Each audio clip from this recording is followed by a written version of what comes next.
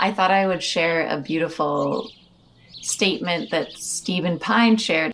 Now it's not about living with fire. Like, even he was pushing us to go beyond coexisting with fire and start talking about fire being part of living.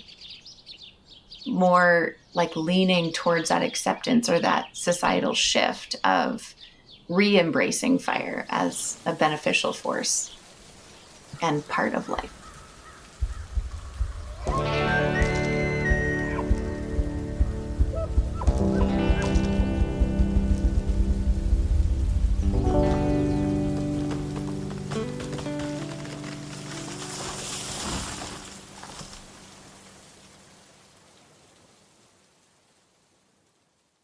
Hey folks, what's happening?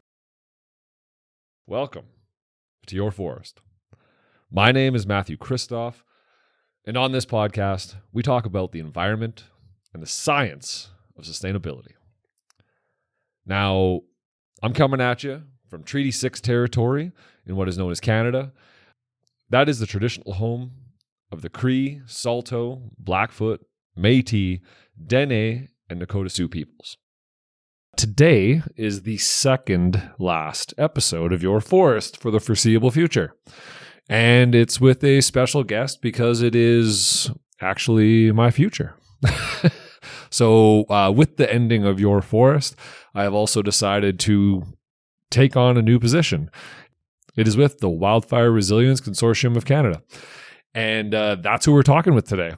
If you've been listening to this podcast for a long time, you'll remember that we've spent a lot of time talking about dialogue and collaboration and getting a round table together where all of the partners and stakeholders can get together and talk about big issues on land management so that we're not working in silos, we're not disconnected. So trying to connect all of those dots, all of those partners, all of those values in one location so that we can make wiser, more comprehensive, and more holistic decisions about Canada's forest and future. So that is what the Wildfire Resilience Consortium of Canada is.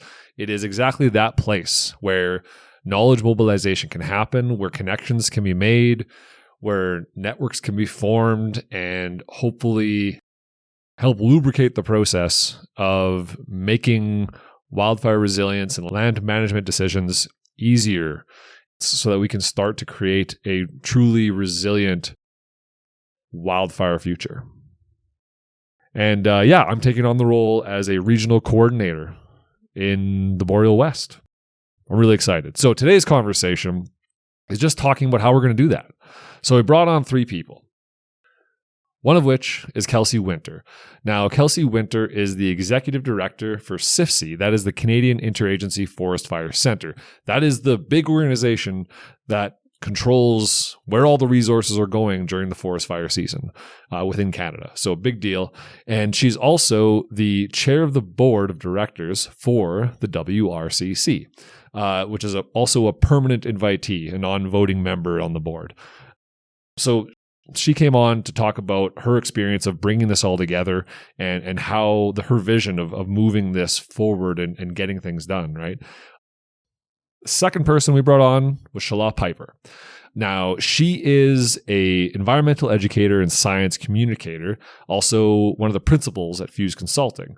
She is coming in to help us figure out how to do this collaboration properly. How do we get all these people at the same table so that we can get this work done effectively? So she is the knowledge mobilization lead for the WRCC. How do we connect these dots? How do we get these people together effectively? And the third person is Garnet Mierau. He is a forester and the executive director for the WRCC. He has a ton of experience with all kinds of realms in forest management and community safety, and most recently as the president of the Association of BC Forest Professionals. So he's here to talk about how he plans on leading this action and how we're going to lay down priorities and how we're going to make sure that we're rooted in action and getting things done. And it's a really, really interesting conversation. So really talking about the nitty-gritty of how are we going to do collaboration at scale? How are we going to create trust? How are we going to get things done? That's what today is about. Today is about building a wildfire culture in Canada, one that promotes resilience, living with fire, thriving with fire, and a future that we can all be proud of. So, sponsors for 2025. I could not do this and could not have done this without the support of West Fraser. Full support, let me do what I want to do, the stories that I want to tell, and I could not be more grateful for their support over the years. Thank you, West Fraser, for everything. Also, Greenlink Forestry has been with me since the very beginning. Same thing, could not have ever done this without Greenlink. So thank you, Greenlink. Now, without any further messing around, let's dive into this conversation talking about how do we build wildfire resilience in Canada. Here we go. Awesome. Well, thank you to all three of you for taking the time to do this out of your busy schedule. I know that I got to imagine that things are wild right now, being pulled in lots of different directions. Just, developing an organization out of nothing, that's got to be a big deal. So first of all, I guess we'll do, because normally I do like pretty deep dive into introductions to get to know everybody that's here, but because there is three of you and we have a lot to get into, we're going to keep it short and sweet. So I think we're just going to go through quickly and everybody gets, a minute or whatever and kind of give us your why, how you got involved in the WRCC and why. Like, why is this important to you? Why is this something that called to you and something that you wanted to be a part of? So we'll start with Kelsey. Sure. Kelsey Winter and I am dialing in today from the traditional territories of the Lekwungen-speaking people, which today are represented by the Esquimalt and the Songhe First Nations, which places me in what is now called Victoria, BC.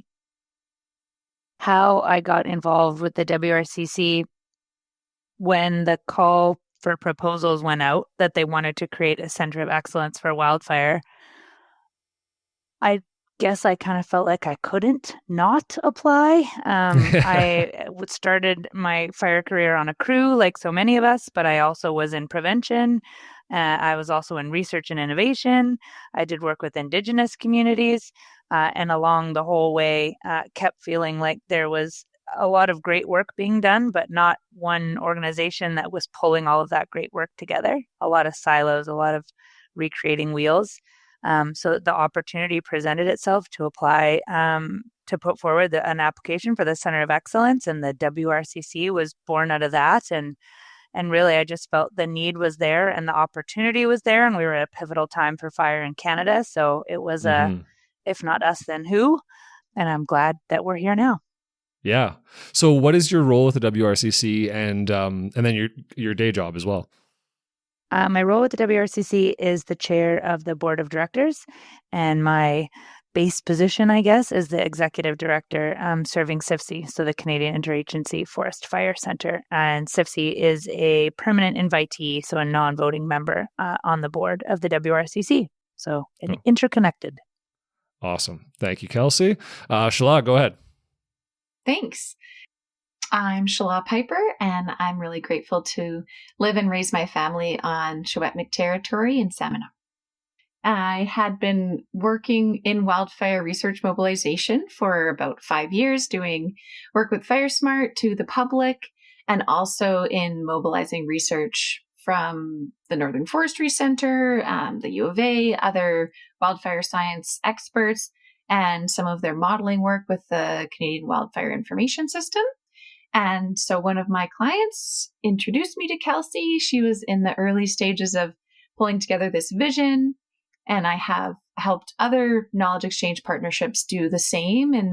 And so we worked together to align some foundational partners and draft that application. And now I work as the knowledge mobilization lead, which is similar to Kelsey's role as a permanent invitee on the board. So I'll be helping the team of Wildfire Knowledge Network coordinators with training and strategy and resource development to sort of connect knowledge to practice. I'm one of the principals at Fuse, and that's what our specialty is just bridging knowledge producers with knowledge users and research practitioners, communities, also working with Indigenous communities and Indigenous knowledge and trying to connect those dots. So it's a great alignment with the vision of the WRCC. Yes, for sure. And in past, we have crossed paths. I've been a part of a couple of the workshops that Fuse has put on, and I was always impressed with Fuse's ability to make things authentic. I remember going to some of your guys' workshops, and it just felt like we were in the weeds immediately in a good way, right? Like we're not spending any time or in the surface level. We're just like, what are the problems? What do we have to deal with? And it was always so nice. So I know I've been a big fan of Fuse for a while. So I was really excited when I saw that you were on the team. So yeah, and excited to work with you and learn from you. Yeah. Same to you. It's always been a pleasure working with you, and I really appreciate the YourForest podcast.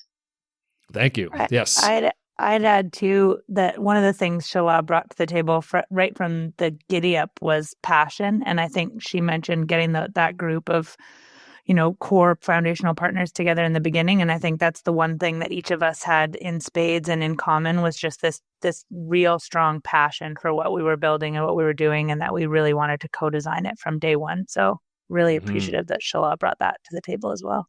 Yeah. Yeah, it's such a passionate space, right? Everybody in Wildfire is passionate about it. They want to make a difference. They want to do something, and there's so much to be done. So, yeah, amazing. Awesome. Yeah, all and right. Kelsey was that like crystallizing energy that people said someone needs to do something differently. It's such a big task. We don't quite know what it will look like, but there's a lot of belief in Kelsey's leadership, and so it kind of brought together those partners that were willing to jump in and support the application before there was any contract in place, and now still really actively shaping it. Yes. Yeah. It's exciting. It's a crazy opportunity. The number of recordings I've had talking about the need for a collaboration space, a place where all the stakeholders and partners can get together to discuss these big issues and work in tandem. The number of times I've done that is countless. And it's nice to see that this is finally coming together. It's exciting. Yeah. All right, Garnet, what's up? Why are you here? Yeah. Why am I here? Well, you invited me. No, thanks, Matthew. Good point. Yeah, I did. Yeah. Okay, yeah, my name is Garnet Mierau. I'm a registered professional forester, and I live in Tecumseh, which is also known as Kamloops, British Columbia.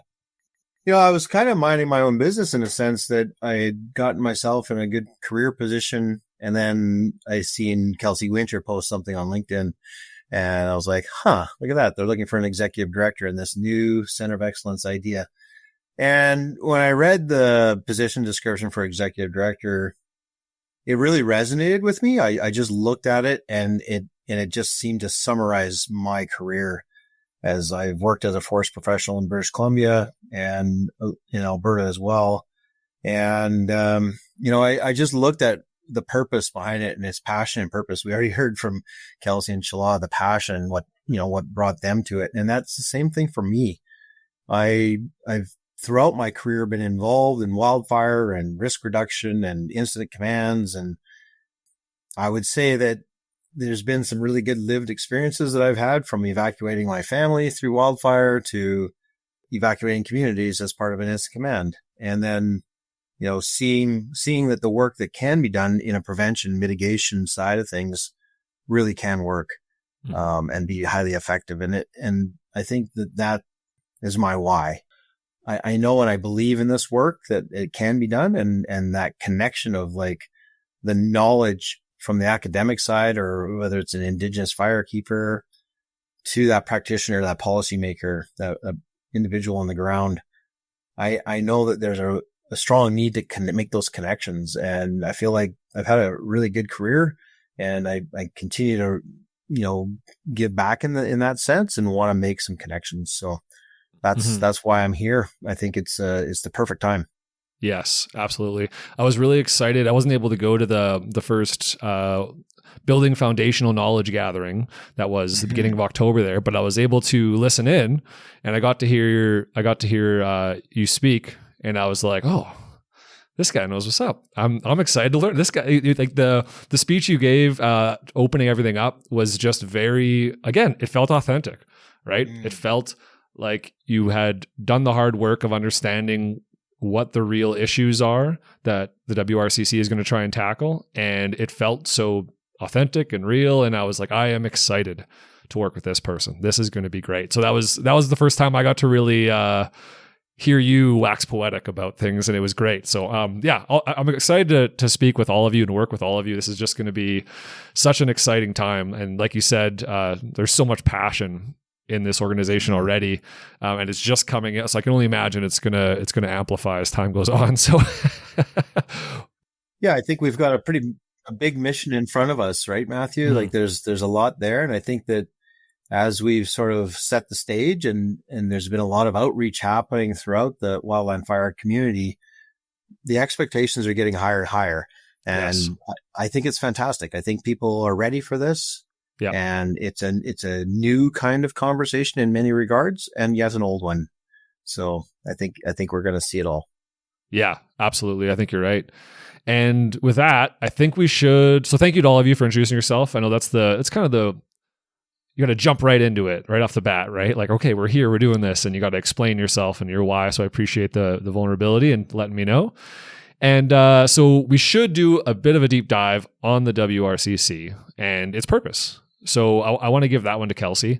And so why is the wildfire? Oh, actually, I should one other thing that is that is smaller. Consortium or consortium? Oh, egg or chicken. I say consortium, but I've heard consortium as well. WRCC is what I think most of us have fallen to calling it now. In its shortest form is the WRCC. So either or. I've been saying consortium, but I've also heard all of you say consortium. So I'm like, I might be saying it wrong. Anyways, like you said, chicken before the egg, doesn't matter. The main thing is, so the WRCC, this collaborative space, what exactly is it, and why is it now that we need it? Well, I think starting with that Center of Excellence comment is a great place to start. So that's what it called for, was a center singular of excellence. And really, really early, we said, no way, no bueno. Can't be a singular center. No such thing as one type of excellence. And so shifted very quickly to being a consortium and about wildfire resilience more holistically for the country. It really came from a shared understanding that there wasn't a single organization or government that could tackle wildfires alone anymore. I have the great honor working internationally in the wildfire space, and Canada's wildfire system is world class when it comes to a lot of things, to operations, but we're seeing fires now across the globe that are bigger and hotter and more complex. And the WRCC was really created to be a connector, not just nationally, but internationally, and really provide a place for a space and a space for governments and Indigenous organizations and researchers and industry, and the list goes on and on. Communities, big capital C communities, to work towards this shared vision of resilience. And I think when we started and throughout, and now we reemphasize it all the time, like the group did when they did the building foundational knowledge gathering in Kamloops, really emphasizing that breaking down of traditional silos and building those relationships and those connections, and connections between not just people and places, but between science and policy and practice. Shelagh, and I know she'll give credit to one of her team because that's what she does, but there was a great image that came out very early from Fuse to showcase visually what the WRCC is, and it's all those blue dots connected by blue lines, and that's what I always think of, like that's the WRCC. It's the dot connector, with the hope that it provides us a way to not just react to fire anymore and be proactive, and to really start to fundamentally change how we live with fire. I love that. I know exactly which graphic you're talking about on the website, and I was just appreciating it just a little right before we started. I was like, "That's such a good graphic. We're done. We're done." That's it. That's all we're doing. Yeah. And so, why do you think? Just for a little bit more context of why is this something? Is this something that we've always needed and are only now capable of doing, or only now have been able to put together, or is this something that is unique to our current situation?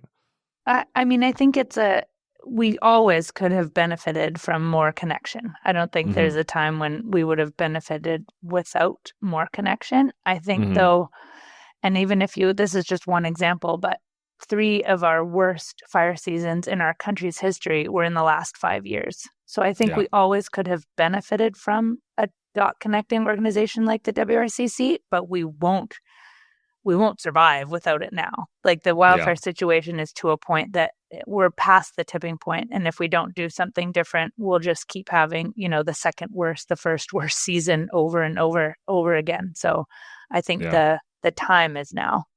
Yes. No, that makes sense. And with that, actually, if you could provide just a little bit more context, and we don't have to go into a deep dive because I know this could be a whole podcast in and of itself, is the contributors to this wildfire thing. Like we hear a lot about, climate change, and we hear a lot about, the fuel buildup because of colonialism and that kind of stuff. But in your mind, what are the main things that people going into this conversation can think about as the reason that the wildfire situation in Canada and really in any colonial country in the world has gotten so out of hand?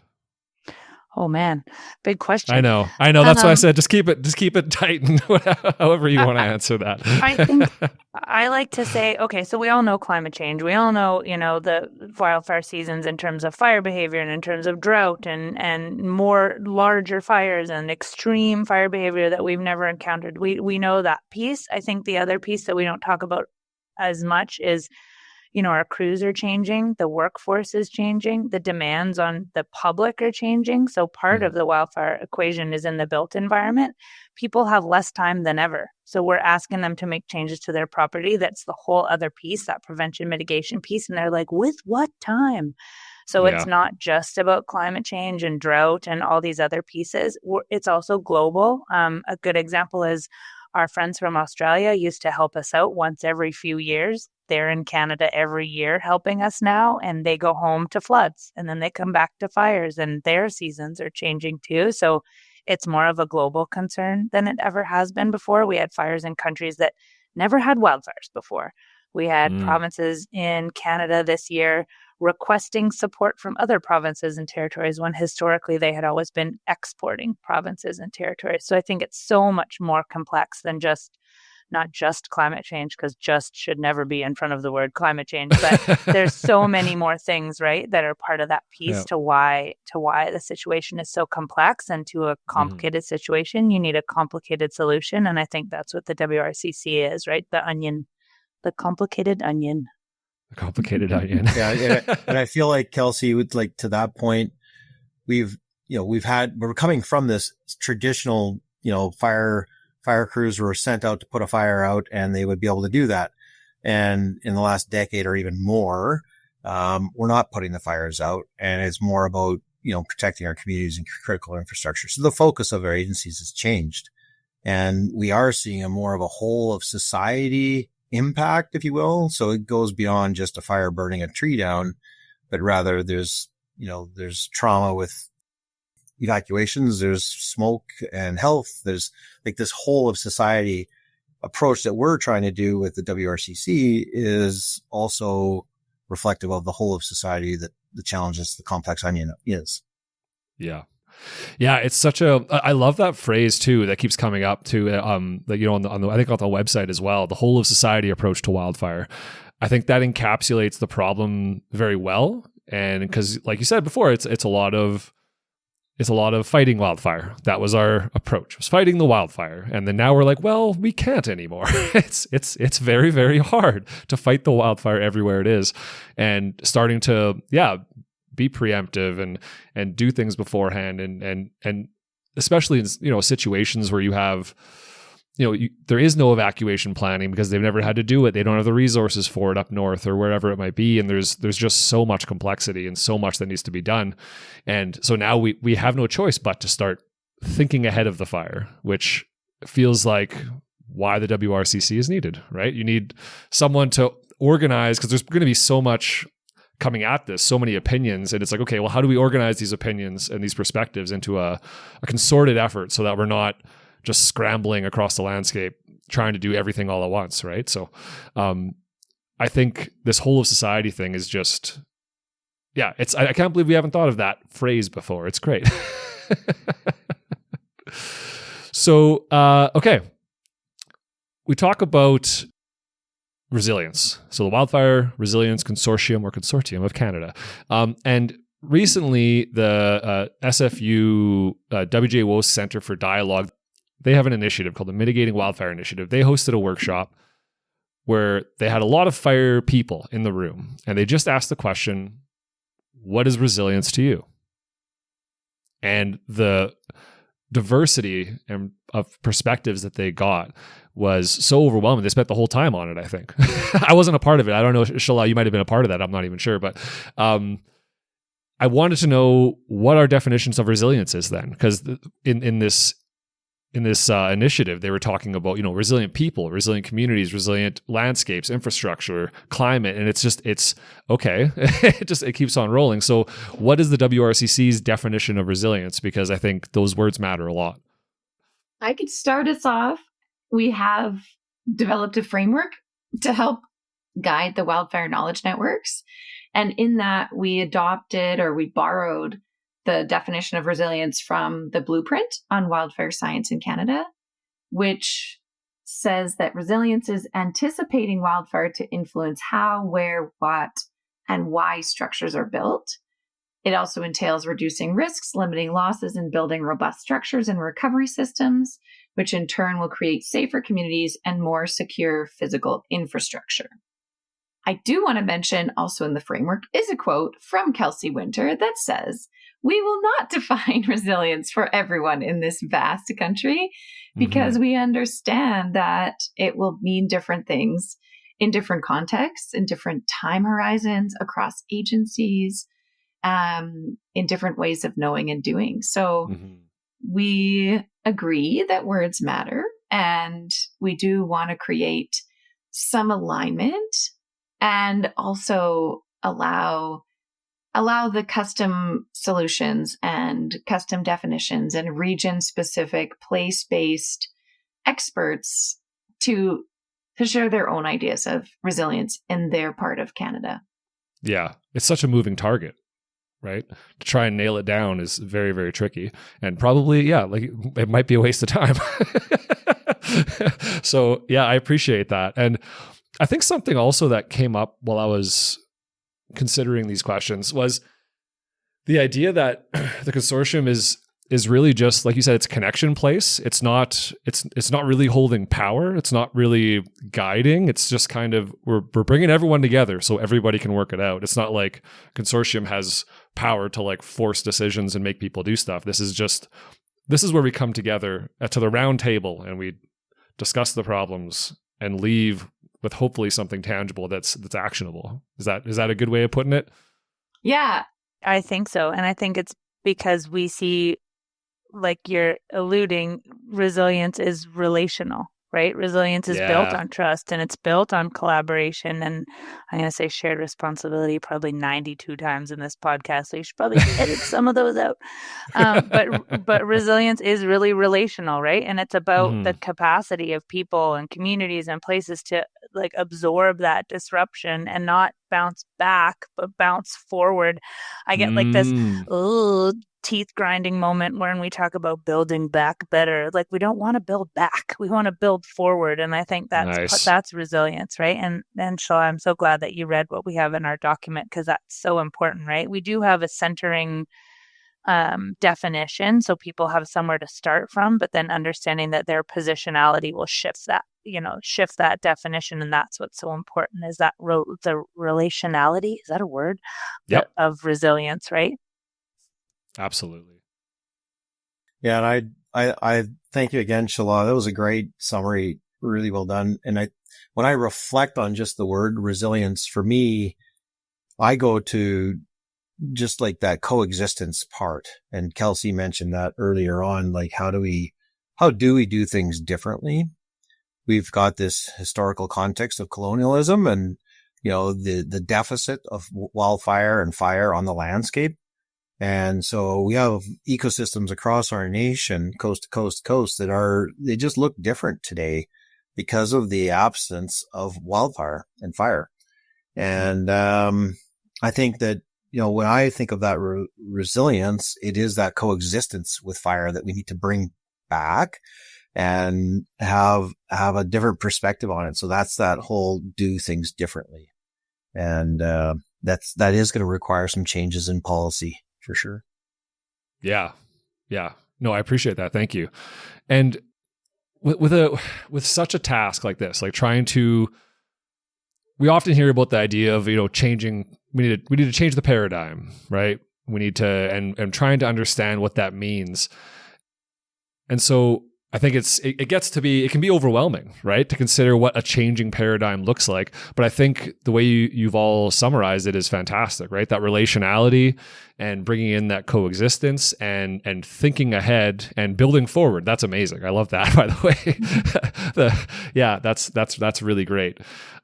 So I think it would be good. So with the WRCC having such a broad scope, trying to gather everybody together to come up with these solutions and I guess lubricating the process of getting the conversations and the solutions on track and going in the direction that society would like them to go.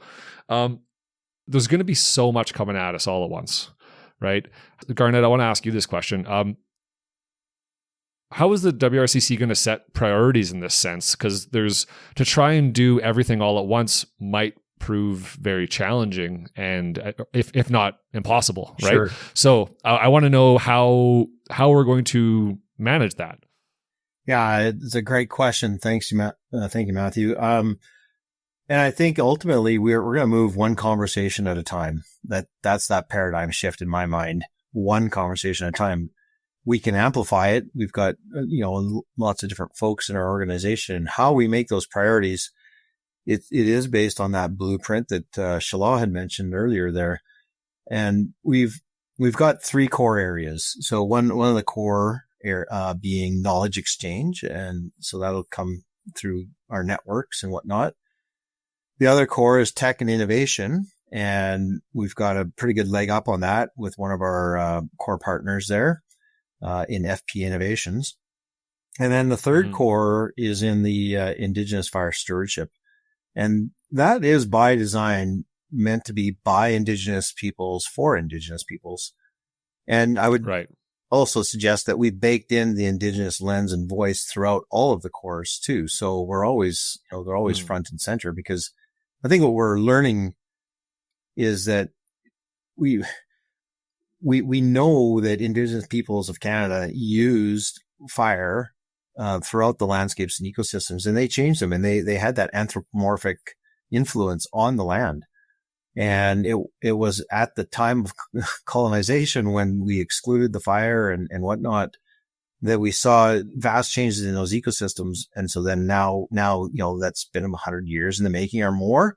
And so it's not like we're going to turn this ship around overnight. This is the long game that we need to play here. And we'll just do them one at a time.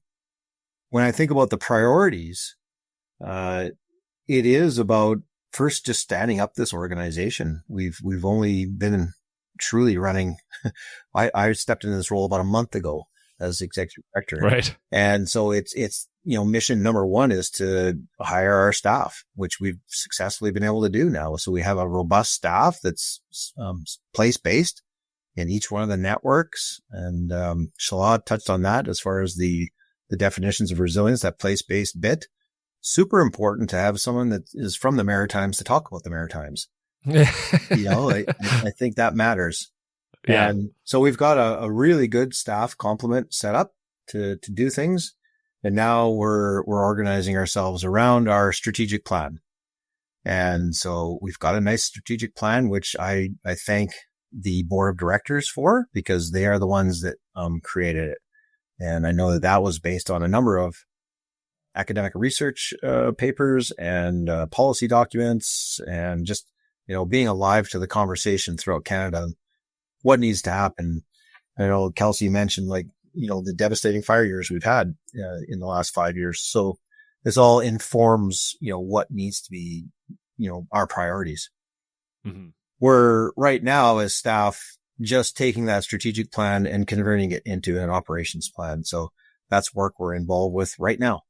And so that's where those priorities are going to come out of, because even though we have staff, there's only so much time and there's only so many people and there's only so many resources. So we do have to prioritize. Yeah, for sure. And I think with something as large scoped as this, I have heard people that have mentioned, they're like, yeah, I think everyone I speak to is really excited about the WRCC, and they're like, this has been a long time coming. Like I said, I think I've said to all of you before that I heard about the potential existence of this like 5 years ago, right? And the fact that people have been thinking about this for at least that long, or that's when the main idea will at least push to the public, that we know that this has been on people's minds and they want this. And so we know that I think involvement will be quite robust, and I think people are going to be into it.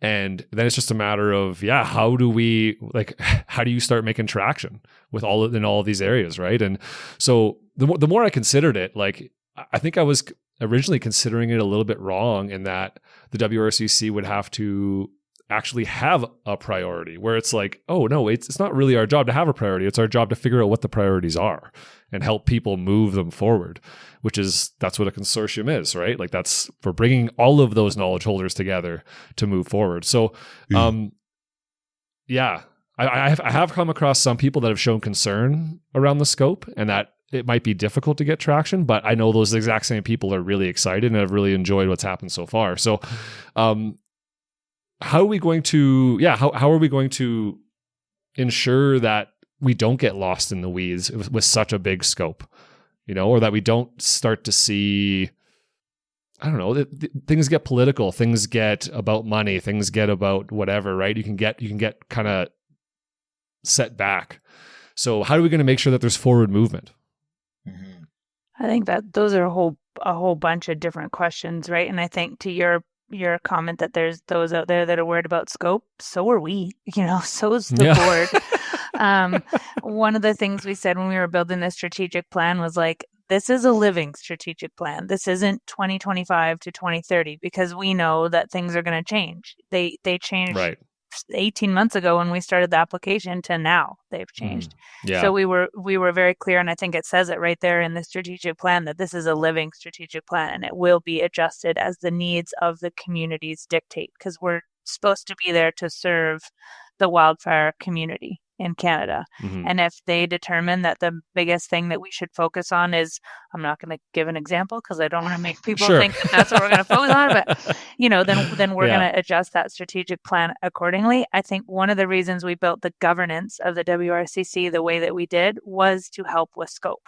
So rather than there be one organization at the top making all these decisions, it's very much it's a circle. There's a board that's a circle, there's communities of practice that are a circle, there's these cores that are a circle, but all of these interconnecting rings they'll help us stay in scope, because one thing that might not be important for a certain group within the WRCC might be really important for another group, and I think that helps with scope. I know I'm making it sound like we're just gonna do everything, and that's not what I'm trying to say.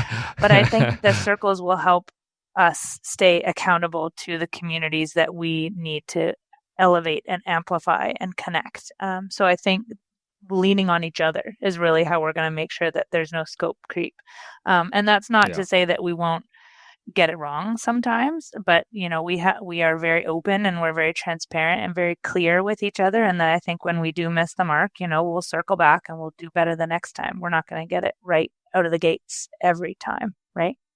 I love that. It sounds like it's just like a truly dynamic organization for a truly dynamic situation.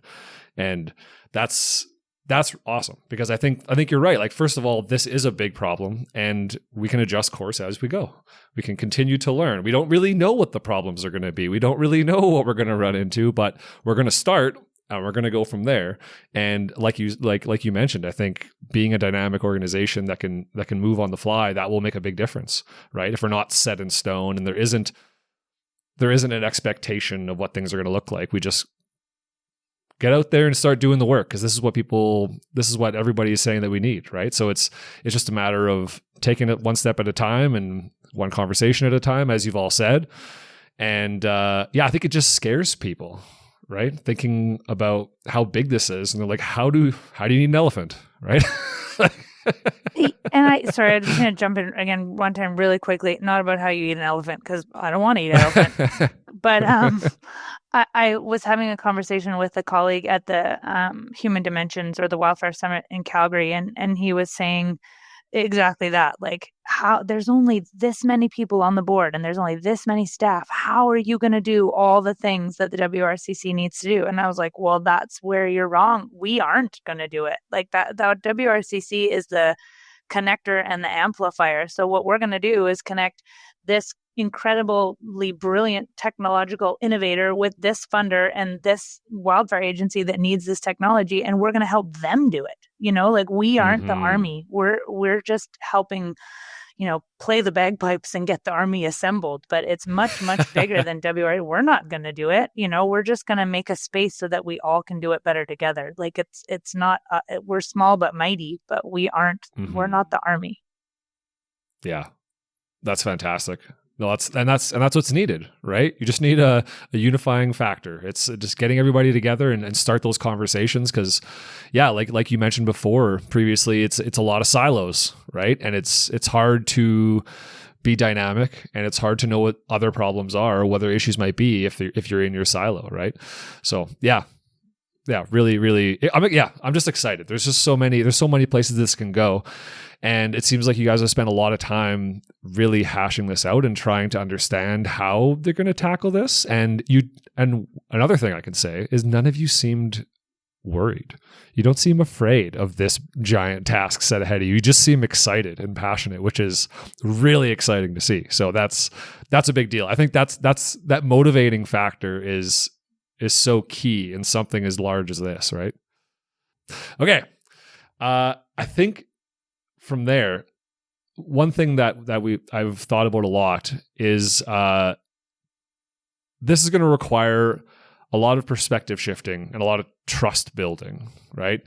So Shelagh, how do we start to build trust between, not just between or for the WRCC, between all of these partners, but also between the partners or stakeholders, or I'm not sure what the jargon is we're going with, but between everybody that's involved in the consortium, how do we start to build trust at scale? Because that is what is needed. Is we need authenticity, and we need people to show up and be real and not hold back, right? So how do we start to build trust in that situation where we know there's going to be different perspectives, and we know there's going to be, challenges and politics and other stuff coming around. So yeah, how do we build trust at scale?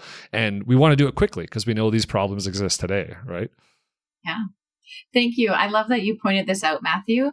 I've actually had the opportunity to speak on behalf of the WRCC twice in this short time. And although each talk was quite different, they both did center around building trust. And so I think you've really nailed it, that's a key part. And I can share a little bit of those practices. Some of the talks covered things like that I've seen work in other sectors, for example. And so I've been trying to share those here. One of them, I think, is first understanding your audience and asking them what they need or want to learn more about. And then, of course, listening when you ask them and documenting that listening. So hosting a conversation, but making sure that you're really capturing that. And then where does that go after the notes are taken and everyone heads home? And then making sure that you're reflecting what you heard back into your work. I think another part is to be concise. I talk about this a lot as a science communicator. So finding your key message and then presenting it with a complete story. That doesn't need to be statistics and graphs. You just need to tell a complete story that supports your key message with concrete examples and credible facts and visuals that connect with people. That's how we judge a message. That's how we judge a messenger a lot, is like, did it connect with me? And are there some pieces missing, or does that actually tell a complete story? And is it true to my lived experience? If I can share an example or an analogy or something that makes it concrete for you, and you're like, oh, that resonates with me, not only will you remember that message, but I've started to build trust with you as someone that you can come to for a little bit of knowledge on a subject. I think, the next part, once you have a good handle on how to communicate well, is to get feedback from your audience. And then, of course, incorporate that the next time you're going out to host another conversation. And then you've mentioned colonization, and it came up a lot at the Indigenous Public Safety Conference. So we need to also acknowledge those realities, acknowledge the hard truths and inequities. And then, of course, respect local knowledge, respect all kinds of different authorities, cultural authorities, lived experience, legal authority, right? So that respect piece will also be key at every step. Yeah. And I think getting people out of their shell, I feel like, I don't know what it's like in the room. I wasn't at the gathering. I don't know what that building foundational knowledge situation was like. I think the few folks that I have talked to said it was really great, and that there was a lot of awesome conversations happening. But I feel like a lot of the issues, like, for example, let's make an example here. You go to a workshop and everyone's kind of working things through, and there's 40 people in the room and 3 people talk, and that's it. And it sounds like those 3 people, they're the only ones with an opinion. But realistically, everyone else is just, they have opinions, but they're maybe not comfortable speaking up. They're not comfortable getting out there. How are we going to make sure that, number one, everybody's perspective is being shared at the right time, right, when it's needed, and also that it's like that these perspectives that are being shared aren't just, they're authentic, right? They're like, this is what I'm actually worried about. Like, this is the surface level, and here's why. Like, that why could be something as personal as, like, I have, like, my family has depression, and it's hard for me to speak up in this situation, or whatever it might be, right? Like, you might be something very, very personal and heartfelt and real and human. And we need to bring the human out into these workshops if we want to get to the real issues and tackle them, right? So, how do we foster authenticity in these rooms that can be very overwhelming for a lot of people? I think, like, when we're engaging in conversations, I think it is about that relationship piece. And Shelagh did an amazing job. I've listened to her present too at these conferences, and she does a really good job of framing it. And I mention that because it is all about the framing that we do as facilitators and as knowledge extension folks. We want to invite a conversation, and sometimes that means inviting a crusty one. It could be something that people have difficulty in sharing. However, if we do it right and we're successful, people will trust us to share their story. And yes. I think it comes back to how you started our interview today, Matthew. You asked our why. Why would somebody want to share their story about their community and what they've done? And by all means, we have a lot of communities across Canada that have been very successful, and we want to hear about those successful stories because we can amplify a success story to all the other communities too. And I think that's a really good way of building trust too, when you can share an example of a community that was very successful in their mitigative work, and others can then see the hope that, we like what they did here. We also feel like we could do it in our community. Mm-hmm. That makes sense. Yeah, we don't want this to be a surface level roundtable, right? And that means it's going to be hard. That means that, like, real problems are complicated, and there's a lot of perspectives, and this is going to be challenging. And I think something that I really appreciated, I recorded a couple episodes with James Whitehead and Robin Freeman about dialogue, and really got me into this concept of how do you create dialogue, which is what the WRCC is trying to do, right? And one thing that really stood out was something that Robin Freeman had said to me, was that conflict is opportunity. And that simple phrase for me was such a perspective shift. And it was always, conflict is something to be avoided. You don't want, if you did have conflict, you failed. Like, now there's no more negotiating. Now there's no more collaboration. You're just at odds, was what I previously thought. And listening to her discuss it was really enlightening to hear that, like, oh no, conflict is where things get real.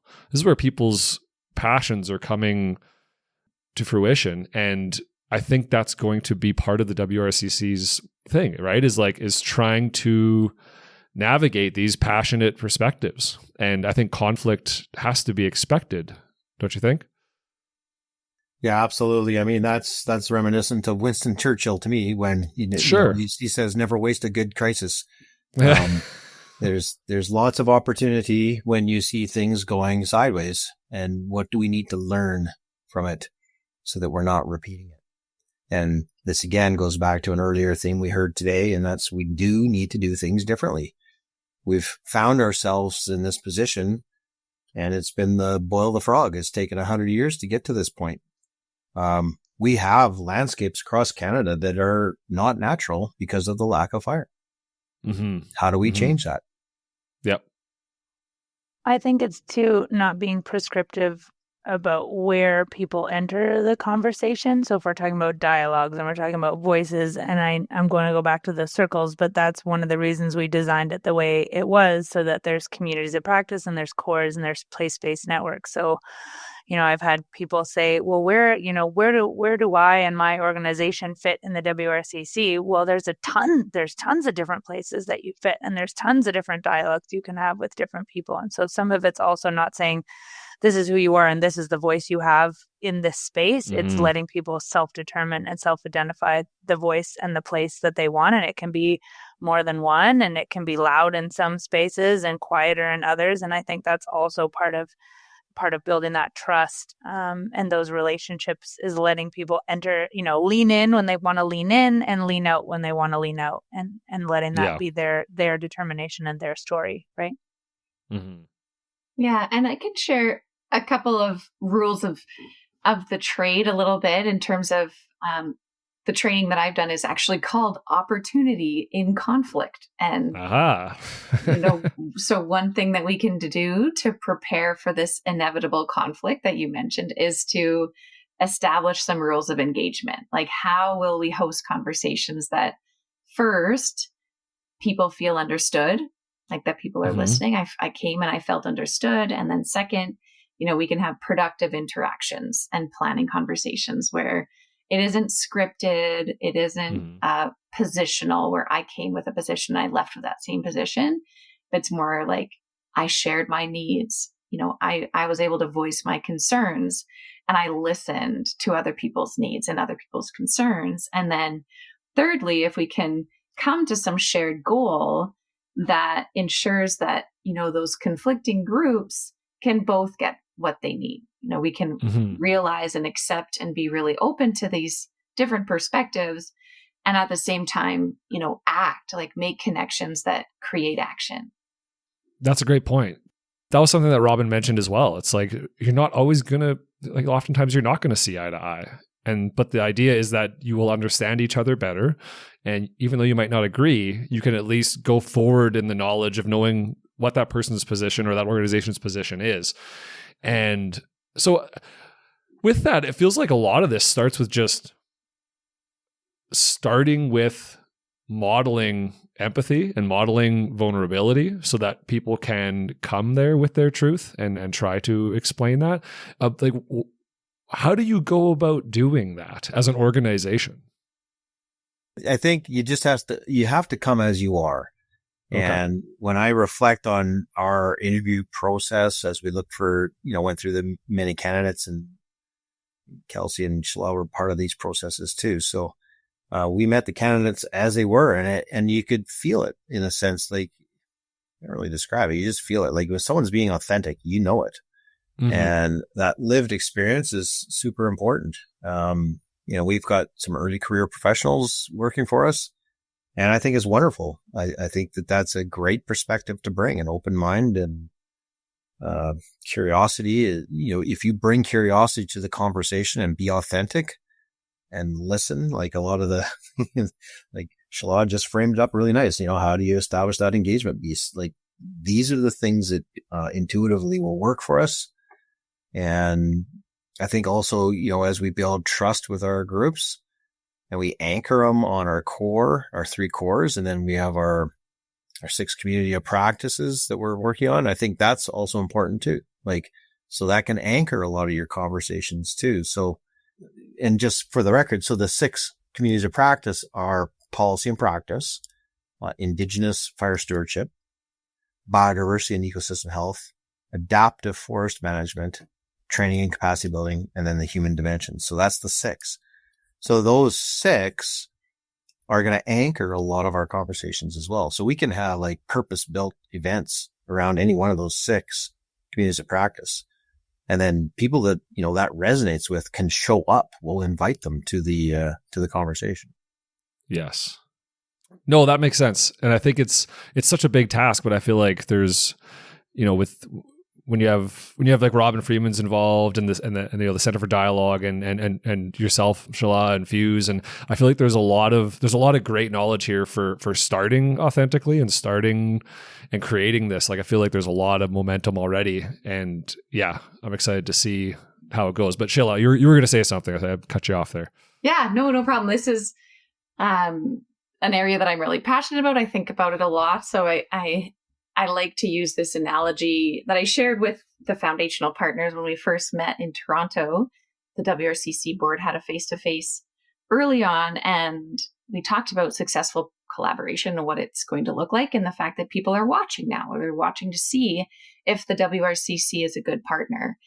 And they're watching for 2 reasons. Like, one, do I want to partner with them? And then also, as you mentioned, we're wanting to shift the expectations, like be a good model of those personal and professional attributes that we think are needed for successful collaboration. And so I talk about that successful collaboration like a dance. You need to respect the needs of those that you're inviting to the dance. Make it someplace that they feel included. When they come, make sure they can participate, that it's not dance steps that they've never even heard of. I mean, sure. For my work in research mobilization, that means translating everything into plain language, into visuals that are concrete. Otherwise, it's like, it's the foxtrot in the middle. And yeah, you invited me, but I'm sitting on the margins because I don't know the steps. So it's not really collaboration. And you want to be a receptive, responsive dance partner. If you think of watching 2 people move beautifully on the dance floor together, there's not really like pushing or pulling, really. There's like gentle guidance, like there's a rhythm, and they're both moving to the same beat. They're moving together. And then I think you need to reciprocate. So when the music stops, you're not tossing that dance partner aside because, you checked your box. You're sort of continuing that relationship beyond that experience of dancing together. And then the other R word that I will add is to be responsible, right? Like we need to be fiscally responsible. We need to realize the immense hope that people are placing in this initiative. There's anticipation. As you mentioned, you'd heard about it 5 years ago already. And so I feel like we need to be responsible to the commitments and priorities set out in the blueprint, the logic model, the strategic plan, like these growing list of documents that are kind of pulling together a lot of existing work already. And so we really want to ensure that we're responsible learners. Like when we learn something new, we actually do better. We don't repeat our mistakes. And if there's been work done today, we want to learn from that work, building on strong foundations and leveraging best practice and making sure that we're not repeating the mistakes of others or worst case scenario, like duplicating the work of others. So yeah, I hope all the participants that are watching feel like we're good partners and that they can be inspired by that collaboration and also, feel like we're a credible center of excellence that's being responsible with this weighty task before us. Mm-hmm.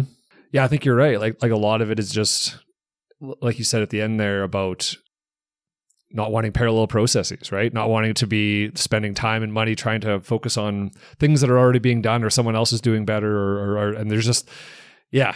But I really appreciate that's a really good analogy though, because I think especially the thing about letting go of your dance partner when it's over, and checking your box and, oh yeah, I did that thing, right?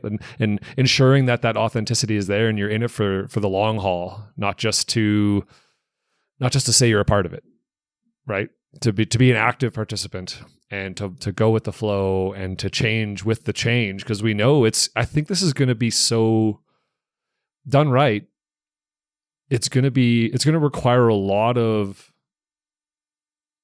malleability, a lot of dynamic change, a lot of being willing to step out of your own mindset and try something new, which is something that's very, very challenging for people, right? We're kind of afraid of change, and we're comfortable in what we got, right? So, I appreciate that. Thank you, Shelagh. That's great.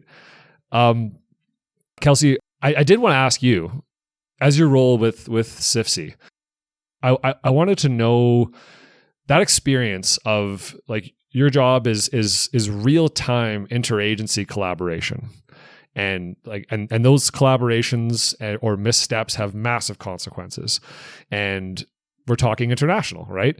And so I want to know, like, what is your recipe for success in those situations? Because that's what we're trying to do here, is we're trying to have real-time collaboration. And now this is preemptive rather than reactionary. So I think we have a little bit more time, and the consequences might not be quite as immediate. But yeah, I think you're very well set up to understand this challenge of interagency and interpartner collaboration. So I wanted to ask, what you think was the recipe for success in this situation? Yeah, I think that's a great question. And I can't take any credit for the incredible organization that CIFC is, because it's been around since the 80s. And I've only been here for a blink. And it's crazy because the three words that I think of, or the three, I guess, ingredients to that recipe, we've already talked about in this podcast. Okay. We talked about trust. We talked about communication, and we talked about humility. And those really are the three things. We start relationships really, really early, before we even know what the goal is with those relationships, just to start understanding who we are with our national partners, with our international partners. A lot of that is built on trust. You can have all the logistics in the world, but if agencies don't trust each other, that falls apart really, really fast. Communication, Shelagh and Garnet both talked about how important that open and transparent and constant, even when things are in conflict and messy, having that communication. That's the other really, really big piece. I probably shouldn't say this, actually. My IT manager's going to be mad, but I use WhatsApp all the time to just have a chat to, the ED in Australia about how things are going, and, thinking about you, and, keeping in that constant contact. So important for those communications. And then humility, I think that one's the probably the biggest one. All of us, each partner brings a very different kind of expertise, and success really depends on us respecting that diversity.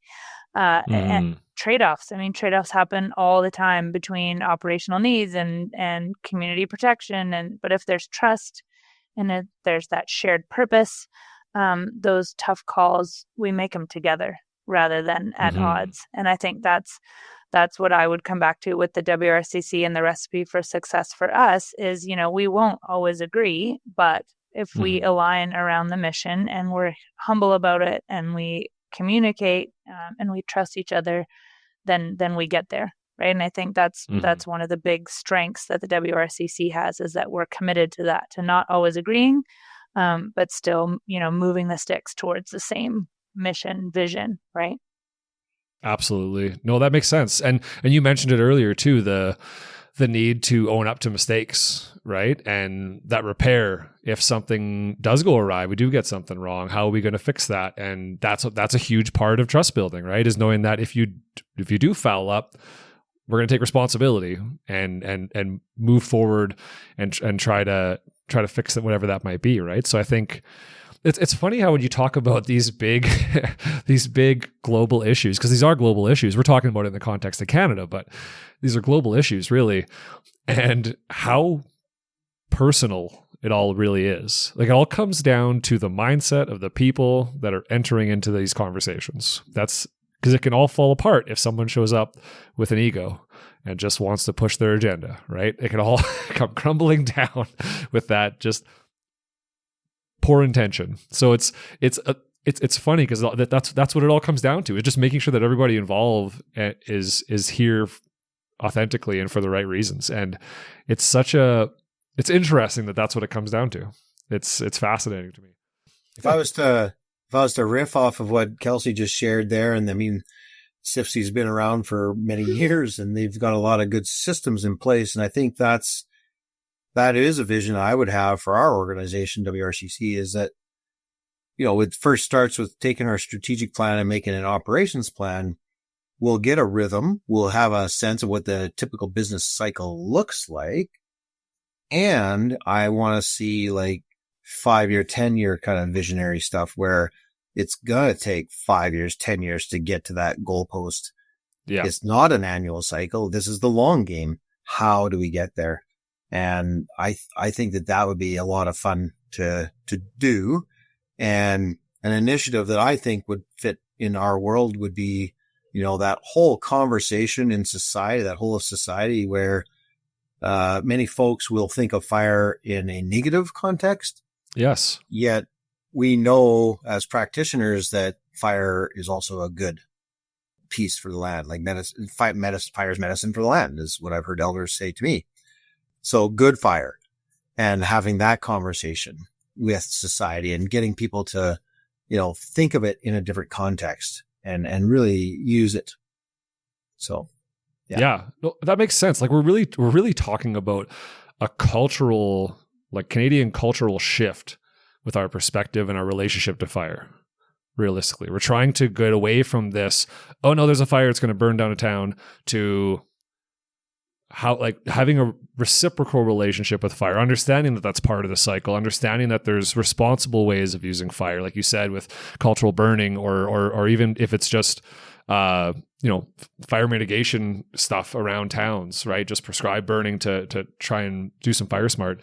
We're really trying to create a certain amount of comfort, I guess, with wildfire, and to understand as a culture, as a society, I should say, all the ways in which fire can show up. Because I think you're right. Like if you're in a lot of metropolitan areas, your relationship to fire is just, you only know when there's these massive fires that are smoking out downtown Toronto or whatever it might be, right? But we would like everybody to understand the complexity, and that's a big task. I mean, I remember a prof in university once mentioned, I gave a presentation about something, I forget what it was, and he said, "Well, what's the solution?" I said, "Oh, we got to educate the public." And he's like, "Don't you think that's kind of the solution to all of the world's problems?" And I'm like, "Ah, damn it, you're right." Don't you think we would have done that if we knew how to do that, right? And it's like, but I feel like now we are at an age and a time and a technological place where that's actually possible for the first time, and that we have so many tools at our disposal, and there is this societal momentum towards wanting to find a new way of being. Like I think there's, for example, there's a push against colonialism, right? And there's a push against like trying to decolonize and trying to understand a new way of existing. And I think that is huge. That's such a, the fact that we can start to see that momentum in that way is just, it's so opportunistic. And the fact that the WRCC is coming into existence now, and we can take advantage of that societal momentum and create a Canadian identity with wildfire that is not just fear, right? It is reciprocal and relational. That's enormous. That's massive. And we can do it now, which is awesome. Yeah, we have more formats and more channels than ever before to reach the public, to reach a whole of society. I thought I would share a beautiful statement that Stephen Pyne shared at the International Association of Wildfire Conference. The three of us happened to be there last week. And he said, now it's not about living with fire. Like even he was pushing us to go beyond coexisting with fire and start talking about fire being part of living, more like leaning towards that acceptance or that societal shift of re-embracing fire as a beneficial force and part of life. Yeah, and that makes sense. Like it's funny how that those slight shifts in like one word different, right? Mm-hmm. And it can make a big it makes a big difference in how you understand the situation or how you perceive it, how you can imagine it, right? And those things matter so much. It's interesting to see the societal jargon change so quickly in that regard, because it is happening fast, even though like there's a lot of people that might think it is a slow roll, but like we're seeing a lot of, like I talk to, anybody, you think about the idea of cultural fire in a colonial system, right? Like 5 years ago, I think it would be safe to say, or at least for sure 10 years ago, a lot of people in Wildfire, most people in Wildfire probably didn't know what that was, let alone the crucial importance of that in the Canadian landscape, right? And so we are seeing some really big progress really quickly, which is really, really exciting. And so, with that, so you guys mentioned that all three of you were at the International Wildfire Safety Summit last week, correct? And so you were all present for Byami Williamson's amazing speech, which I'm sure listening to him talk, I've spoken with him before on Good Fire, and he's like so succinct, and he really just like, I imagine there was tears in the room listening to him talk, right? And probably some shame, and probably there's so much, because he gave this speech about colonialism, right? He said that it is colonial systems of power and suppression that have managed the land for the last few hundred years, depending on where you are. And these systems have proven themselves basically incapable of stewarding land effectively. They have traded respect and relationality with land in favor of profit and extraction. He mentioned the need to understand our own truths and the history and the failures if we really want meaningful change. And it was such a powerful talk that you couldn't help but be reflective listening to Byami speak, right? He talked about the need to have the emotional maturity to recognize that even with a pedigree of a background and a doctorship and whatever it might be after your name, you still might be ignorant, right? And he summed it all up, his whole thing. It was so eloquent. I think, I don't know if it was recorded, and so people can go back and listen to it, but it was so good. And he summed it up beautifully. He just said, the problem is colonialism.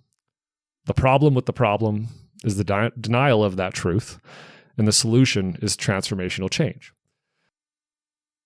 Making intentional space for Indigenous people to lead on their own terms, as you guys have said that multiple times, for partners to lead on their own terms, right? Especially Indigenous partners. It means humility, it means empathy, curiosity, respect. These are all words that we've used today. So I want to ask all of you, and I want to start with Garnet, because this is such a big topic, and it's hurtful to talk about, to think about, these systems of change and the harm of colonialism and what we have to fight against. But how is the WRCC, which is a colonial entity in and of itself, going to take action on these truths? How are we going to embody allyship with Indigenous people and commit to this type of paradigm shift that we've been hearing so much about? I think that there's no simple answer. Byami and I sat together a couple times through the conference last week, and we had dinner together the one night. So I feel like I got to know him a little bit more than just his speaking notes. And, it's very interesting to draw those parallels, between Australia and Canada and, any other colonized country. And there's a dark history there, and it's a yes and for me. How are we going to do this together? Yeah. We're not undoing the past. Mm-hmm. I think about the truth and reconciliation process that we've gone through as a country in Canada, and the calls to action through that. And we have a lot of the same messages that we've created for ourselves, and they're in the truth and reconciliation action plan. And if we just read those as a whole of society, we would understand a lot better of where we are in our own place and process.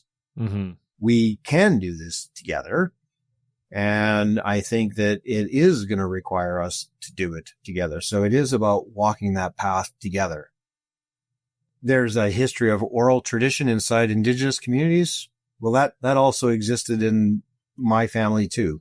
And that's how I learned a lot of things. And I think that there's a lot of value in that. It doesn't always have to come from a university with a PhD. Some of the simplest solutions, like buy a grass cutter for your community, can help protect your community. Like, this is from the ground up, grassroots. And I think that, we will walk this path together, and we will have some hard conversations. And I think it is about that mutual respect. We have to show up with that humility that Kelsey talked about, and that shared purpose. It is the diversity that's going to make us better. We're in a playoff run with the World Series in baseball right now, and you look at the home run jacket of the Toronto Blue Jays. It's pasted with all the different countries where all the players come from. It's that diversity of team that makes them successful around a shared purpose. We can do that as a whole of society too, with everybody. We know what we need to be changing here. So let's do it together. Mm-hmm. I think we've talked about it the whole time, right?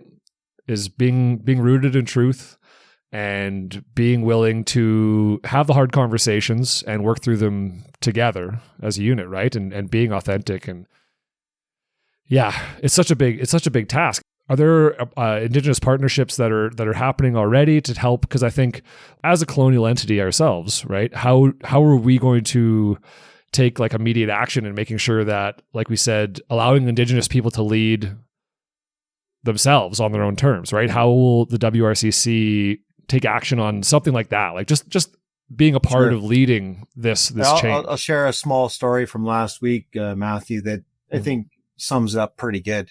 Okay. I was invited to share a message at the National Indigenous Fire Safety Council conference, and it was at their welcoming ceremony. And talked to one of our board members. I said, I've brought some tobacco. Who should I gift this to? And he goes, well, to an elder. And so I happened to be sitting beside Chief Lee Crowchild. And I said, hey, I'd like to give you this tobacco. And he goes, hold on, let me help you. And so there's protocols on how you do this. And it was really humbling in the sense that, he said, look, you don't give it, you offer it. And so we went through that. He first explained how you do it, and then we did it. And so I shared with him my intention of why I was there that evening and what my message was going to be. And it was up to him as an elder of the community to accept the offer or not. And I think that this is, again, that bit of humility that, I can reflect on. It was my experience, and how important it is to be culturally alive to what's happening around you. And I think it's just so important, if we're asking to share knowledge with our Indigenous neighbors, what would that look like? And we need to be prepared for hearing something different than what we are traditionally used to doing. And none of it's wrong. It's all good. This is just another way. Mm-hmm. And I think, again, we need to be open to receive that message. And it may come in hurtful ways. It may come in brilliant ways. We don't know. We can't pre-decide what's going to be. Mm-hmm. Chief was fantastic with me. We had a great dinner. And we laughed a lot during lunch or dinner. And so it was a great start to a good relationship. And I think it got me ready to go on stage and share my message too. It was very, very helpful to get his guidance. And, he taught me a few words in their language, and I was able to use those in my message. So again, it's all about just showing up in an authentic way. Yeah. No, that's beautiful.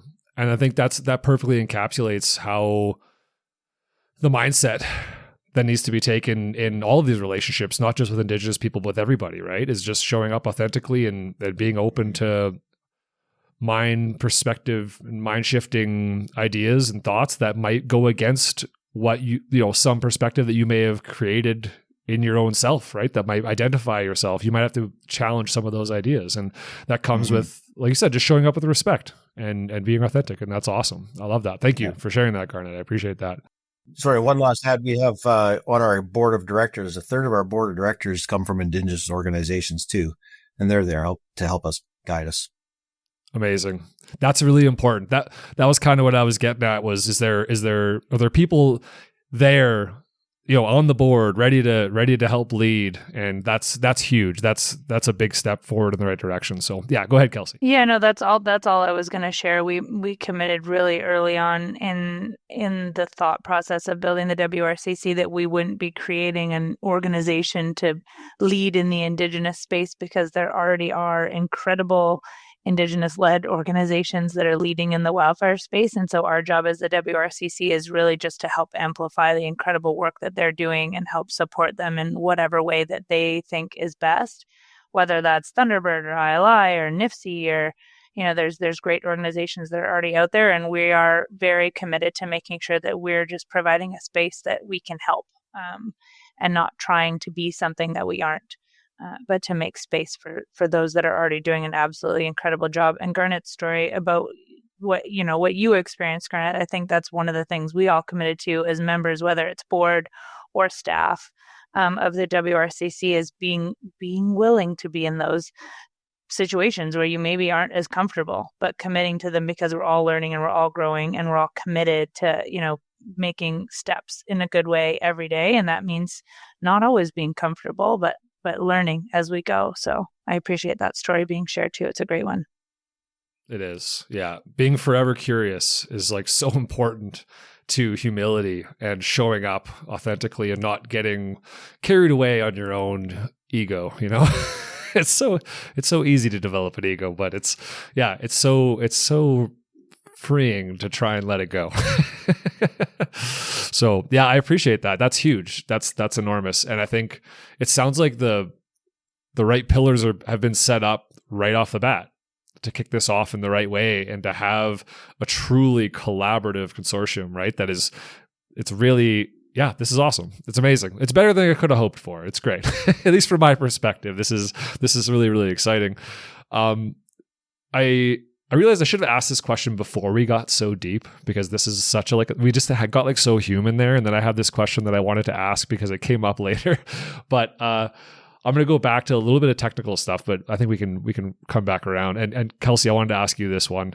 The one other thing that I've heard a lot about before the WRCC was ever a thing from people in fire was frustration around a lot of time being spent on like parallel processes and kind of wasting time and money doing the same thing as somebody else might already be doing a better job of. And there's a lot of money in fire, and it attracts a lot of people that are, they're like you mentioned before, they're working in the silo, they have the black box, and they're trying to find a way into this to build their business model, to be blunt about it, right? How are we going to embody like making decisions that work today instead of trying to get the perfect decision for tomorrow, right? So I think about things like fire modeling, right? Like fire modeling is such an important thing. The technology is so perfect, and so like we just really need as much of that as possible, but we can also be overburdened with it, with different versions and a lot of people putting pressure on certain things. So how are we going to make decisions in real time that we can, we not get held back by some of these pressures? Good question. For sure. I think that criticism that we talk too much and act too little, it's definitely, like you say, been out there for a long time in this space. And how do we as a WRCC embody action? I mean, honestly, people are right to ask that question. We definitely, the wildfire world has a lot of research and innovation, and now more than ever, you turn around and there's a new organization or a new company that has a new solution in the wildfire space, and we definitely get stuck trying to make things perfect before we start.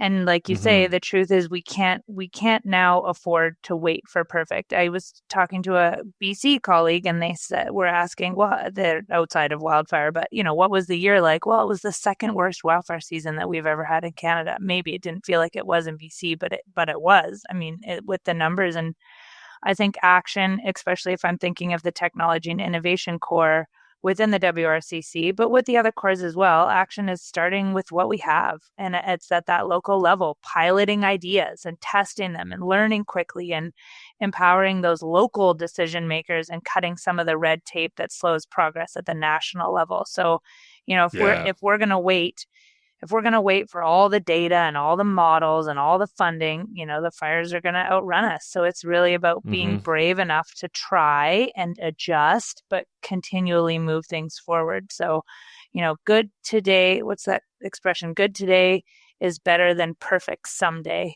And I think that WRCC has to and is committing to good today, and those little ways that we can make those changes now, rather than waiting on what's going to be perfect down the road. And that makes sense. That's great to hear. And I think like you're very perfectly situated to understand all those complexities, and I'm sure you get inundated with information around new technologies and new pressure and new expectations all the time. So I appreciate your perspective on that, and I think it is exciting to hear that the focus will be on taking action now and not waiting for later. So that's great. I think people will be heartened by that idea. Now we just got to do it. Got to actually put our money where the mouth is, right? Exactly. That's always the saying things is great until we got to actually do it. So that's fantastic. So last question for you all, and I would like for all of you to answer if you can. This goes back to Shelagh, kind of your expertise, right? And that's getting collaboration, real authentic collaboration. Because I feel like human beings, we generally speaking, we like comfort, right? We kind of resist change unless it's really, really, really attractive, right? We'd often rather embrace what we know, even if it's flawed, than risk something new. And making that shift can be a big jump, right? We're often afraid of the unknown. Even those that are risk takers, right? You're still thinking like, well, I don't know, it's a change. I don't know what's that's going to be like. It's hard to take that leap. So, Shelagh, I'll start with you. How do we encourage taking that leap and not looking back, especially in anybody involved, any of the partners involved in the WRCC? Yeah, great question. I think we tried to model that. Our WRCC team went to place last week. We were at the Indigenous Public Safety Conference in many formats. And I think it's that showing up that you can do when you don't yet know what the conversation might be. You might be afraid of representing your whole organization or yourself, or maybe, the timing's not quite right. I've heard that a lot in different sectors. Timing's not quite right. Yes, we do want to do something, but the timing's not quite right. I would just encourage people, to show up to this dance. We're going to be good partners. If you have questions about what to expect, we're happy to answer them. If we don't have the answer, we'll be honest with you. And I think, for example, in last week when we were in Calgary, Garnet gave an address at the opening, which was great. I was able to give a talk that Kelsey and I worked on about leading from between. And we put together an intake form, and we were at the trade show with regional coordinators that had started on Monday. And by, Wednesday, they're sharing the news of the organization. They're asking people to join. They asked and answered some hard questions from people. And then the last part of the week, 2 of our Indigenous board members and an Indigenous regional coordinator hosted a conversation with the participants at the Indigenous Public Safety Conference. And they said, how can the WRCC meet you where you're at? And what role can a national connector play for Indigenous fire safety? And so those folks were so brave to host that conversation that day. And the whole WRCC team showed up. They went to place and they put themselves out there. And I hope people notice that and they'll make themselves equally vulnerable to come to this dance. We promise we're going to play good music. We're going to translate things into plain language. You will be able to participate. We don't maybe know exactly where, but we'll make sure that everyone's included, and we won't forget about you when we're done. We'll stay in touch. That's amazing. So well put. That's great. I love that. Can I jump on Shelagh's analogy? Am I allowed to do that? Stack Please on. do. And I love the dance analogy, and I've said that since the beginning. Use it as often as you can. But I think when we talk about humans and resisting change and being afraid to change, I don't think they're afraid to dance. They're afraid to be the one not dancing, to be left out and to be not fearing the change itself, but fear being left behind. And I think the WRCC, our job is to make sure no one is dancing or not dancing alone. It's just making both of those spaces a place that people don't feel alone. And so change, all of a sudden is possible if we're all sharing it. So to the dance one, we're making it so it's safer for everybody to dance or not dance, whatever their preference is. So I think that's like for change being hard, and especially when it's changing, like you say, culture and a paradigm shift and our identity and the ways things have always been done. We're just making sure there's inclusion, That's beautiful. And I'm going to just keep it going here. So if you can dance, please do so. If you can't dance, then we want you to dance even harder. And I think what we saw in in Calgary last week, and Shelagh was there, we literally are talking about staff that have been working with us for like their first week, and they threw themselves into it. They had no idea what was going to happen. And that took a lot of courage and humility, I'm going to suggest. And they performed brilliantly. And I think that's exactly how we intend to show up, is we're going to dance really hard because we may not know the dance, but we're there to do the dance. So. Well, can I lead us in a round of Kumbaya or? Yeah, that's right. You can sing louder because I don't know how to sing. I'll get my guitar. We'll be right back. Okay. Well, I have to say to all three of you, I'm really, really excited to get to work with the three of you more coming up when I finally do start. This conversation has only furthered my excitement and my appreciation and passion and eagerness to be involved. And I think that any questions I did have about like, how are we doing this? Like, how are we going to organize this? They've all been answered. And I feel more confident than ever that we're set up as good as we possibly could be to tackle this stuff. And the right people are involved, the right people are leading it, the right ideas, the right momentum and intention. And it's just so great. So thank you to all of you for being a part of this and making this happen. I can't wait to see what happens down the road, because this is what we need. And it's happening now. And I think it's happening the right way. So again, thank you all of you for the vulnerability, the authenticity, and the willingness to just share. So thank you. Thanks for listening. I hope you learned something. I hope you're excited. I'm super pumped. This next stage of wildfire management, this nexus point in Canada's history for creating a more robust and holistic wildfire future and forest future, is just so exciting. There's so much opportunity. And I know there's going to be tons of cool events coming up for the WRCC. And, if you want to get involved, just check out the website. I'm sure there's going to be lots of ways you can get involved. And as those events start coming up, you can start registering for them. Yeah, exciting time for sure. I just can't wait to get going. So, one more episode left, people. That's it. That's all. One left. The next one is kind of a Your Forest Through the Ages final chapter, kind of going through and reviewing, summarizing all of the lessons learned on the large scale, right? We've gone through so much, touched so many different topics that it's going to be really, really challenging to narrow it down to, 5 or 6 different ideas. But I am excited to share it all with you when it's all said and done. And thanks for listening. Thanks for being a part of this. And we'll see you next time. Take it easy.